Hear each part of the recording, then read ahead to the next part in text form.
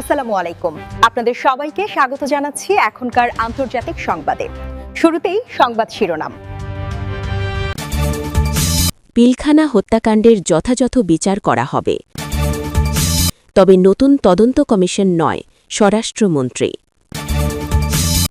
বর্তমান সংবিধান লীগের ইশতেহার, জনগণের সরকার এলে তা ছুঁড়ে ফেলা হবে।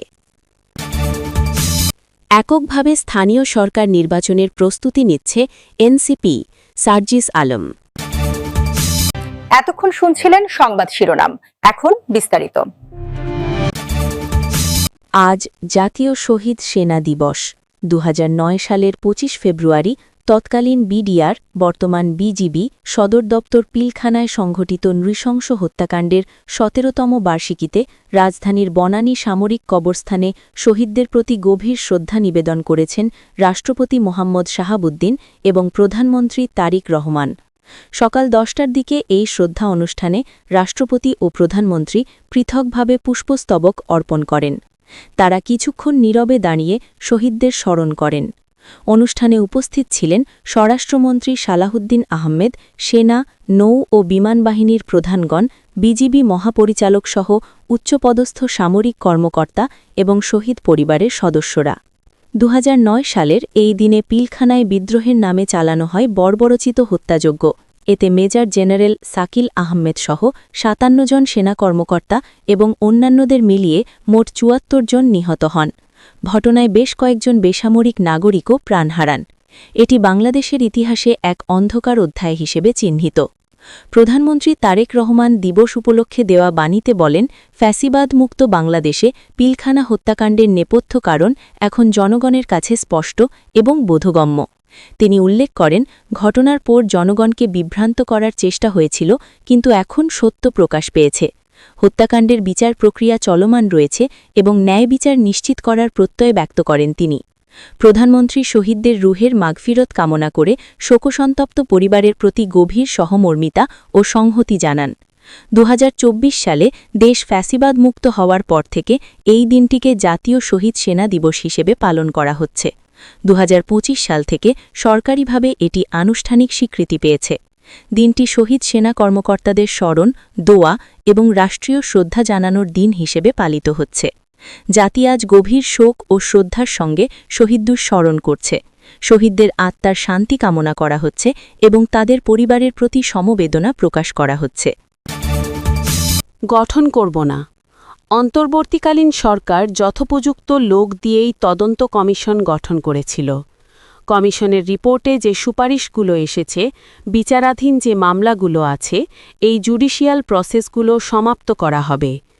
অন্যান্য সুপারিশগুলো ধাপে ধাপে বাস্তবায়ন করা হবে। বুধবার 25 ফেব্রুয়ারি রাজধানীর বনানী সামরিক কবরস্থানে জাতীয় শহীদ সেনা দিবস উপলক্ষে আয়োজিত অনুষ্ঠান শেষে তিনি একথা জানান। সালাউদ্দিন আহমদ বলেন, আজ আমরা রাষ্ট্রীয় মর্যাদায় শহীদ সেনা দিবস পালন করলাম। রাষ্ট্রপতি, প্রধানমন্ত্রী এসেছেন, শহীদ পরিবারের স্বজনরা এসেছেন। বাংলাদেশের স্বাধীনতা, সার্বভৌমত্ব রক্ষায় যারা জীবন দিয়েছেন তারা চিরতরুণ, চিরভাস্বর। তিনি আরও বলেন, এই পিলখানা হত্যাকাণ্ড শুধু বাংলাদেশের নয়, পৃথিবীর নৃশংসতম হত্যাকাণ্ডের একটি। এই হত্যাকাণ্ডের পেছনে মূল উদ্দেশ্য কী ছিল তা জানার জন্য তৎকালীন সরকার একটি তদন্ত কমিটি গঠন করলেও তার ফলাফল আজও প্রকাশিত হয়নি। স্বরাষ্ট্রমন্ত্রী বলেন, অন্তর্বর্তীকালীন সরকারের সময় জাতীয় কমিশন গঠন করা হয়, যার রিপোর্ট আমাদের সামনে এসেছে। তবে সেই রিপোর্ট বাস্তবায়নে সে সরকার তেমন কোনো উদ্যোগ নেয়নি।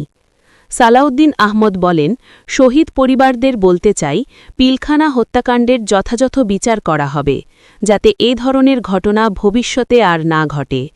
এই হত্যাকাণ্ডের মাধ্যমে সেনাবাহিনীকে দুর্বল করার একটা চেষ্টা ছিল।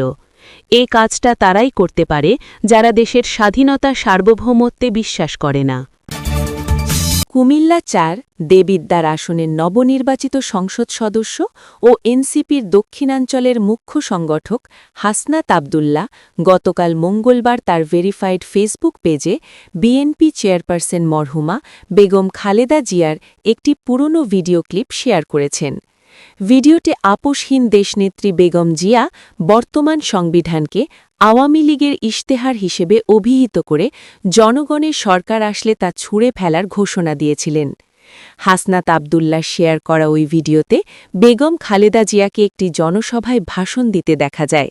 সেখানে তিনি বলেন, আজকে বাংলাদেশ রক্ষা পেলে তাহলে গণতন্ত্র রক্ষা পাবে। এই সংবিধান হল আওয়ামী লীগের একটি ইশতেহার। যেদিন জনগণের সরকার আসবে সেদিন এই সংবিধান ছুঁড়ে ফেলে দেওয়া হবে। এই সংবিধান কোনো সংবিধান নয়। ভিডিওটি শেয়ার করে হাসনাত আবদুল্লাহ বর্তমান রাজনৈতিক প্রেক্ষাপটে সংবিধান সংস্কারের গুরুত্বের প্রতি ইঙ্গিত দিয়েছেন বলে ধারণা করা হচ্ছে। ছাত্র জনতার গণ অভ্যুত্থানের পর থেকেই বিভিন্ন মহল থেকে সংবিধান পরিবর্তনের দাবি জোরালো হয়েছে।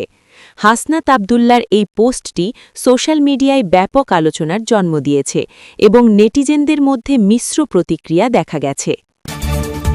আসন্ন স্থানীয় সরকার নির্বাচনে জাতীয় নাগরিক পার্টি এনসিপি এককভাবে অংশগ্রহণের জন্য প্রস্তুতি নিচ্ছে।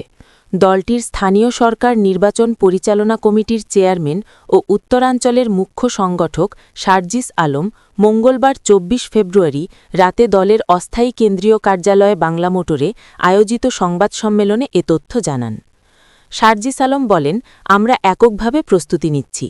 কয়েক সপ্তাহের মধ্যে ১২টি সিটি কর্পোরেশন, ৪৯০টি উপজেলা এবং সব পৌরসভায় প্রাথমিক প্রার্থী ঘোষণা করা হবে। তিনি জানান, দলটি মেয়র, ওয়ার্ড কাউন্সিলর সহ সব পদে প্রার্থী দেবে। এনসিপিকে দেশের তৃতীয় বৃহত্তম রাজনৈতিক দল হিসেবে উল্লেখ করে তিনি বলেন, গত ১ বছরে দলের দ্রুত বিকাশ ঘটেছে এবং জনগণের আস্থা অর্জন করেছে। একই সঙ্গে তিনি জোটের সম্ভাবনা উড়িয়ে দেননি। সার্জিস বলেন, জামায়াতে ইসলামী সহ অন্যান্য দলও একক প্রস্তুতি নিচ্ছে। তবে নির্বাচনের শেষ মুহূর্তে দেশ ও জনগণের স্বার্থে জনগণের আকাঙ্ক্ষা অনুযায়ী জোটবদ্ধ নির্বাচনের সম্ভাবনা থাকতে পারে। এনসিপি ১১ দলীয় জোটের অংশ হিসেবে সাম্প্রতিক জাতীয় নির্বাচনে অংশ নিয়েছিল, কিন্তু স্থানীয় নির্বাচনে প্রাথমিকভাবে স্বতন্ত্র লড়াইয়ের সিদ্ধান্ত নিয়েছে। ২৩ ফেব্রুয়ারি দলটি ৬ সদস্যের স্থানীয় সরকার নির্বাচন পরিচালনা কমিটি গঠন করে। সার্জিস আলমকে চেয়ারম্যান এবং আব্দুল হান্নান মাসুদকে সদস্য সচিব করা হয়েছে। অন্য সদস্যরা হলেন আরিফুল ইসলাম আদিব, আলাউদ্দিন মোহাম্মদ, তাহসিন রিয়াজ এবং অ্যাডভোকেট মঞ্জিলা ঝুমা। কমিটির নেতৃত্বে দলের কেন্দ্রীয় থেকে ওয়ার্ড পর্যন্ত সব স্তরের নেতাকর্মীদের নির্বাচনী প্রস্তুতি শুরু করার নির্দেশ দেওয়া হয়েছে। দলটি সব পেশার আগ্রহী ব্যক্তিদের প্রার্থী হওয়ার আহ্বান জানিয়েছে। এদিকে সংবাদ সম্মেলনে এনসিপি ৬টি সিটি কর্পোরেশনে বিএনপি সমর্থিত প্রশাসক নিয়োগকে ক্ষমতার অপব্যবহার বলে সমালোচনা করে। দলের মুখপাত্র আসিফ মাহমুদ বলেন, এটি পরাজিত প্রার্থীদের জন্য পুরস্কার এবং নির্বাচনে সমতল মাঠ নিশ্চিত করতে বাধা সৃষ্টি করবে। এনসিপি ২০২৫ সালের ফেব্রুয়ারিতে গঠিত একটি নতুন দল, যা ২০২৪ সালের জুলাই গণঅভ্যুত্থানের পর যুব নেতৃত্বাধীন সংস্কারের লক্ষ্য নিয়ে আত্মপ্রকাশ করে। সার্জিস আলম, যিনি বৈষম্যবিরোধী ছাত্র আন্দোলনের অন্যতম সমন্বয়ক ছিলেন, দলটির উত্তরাঞ্চলের মুখ্য সংগঠক হিসেবে দায়িত্ব পালন করছেন।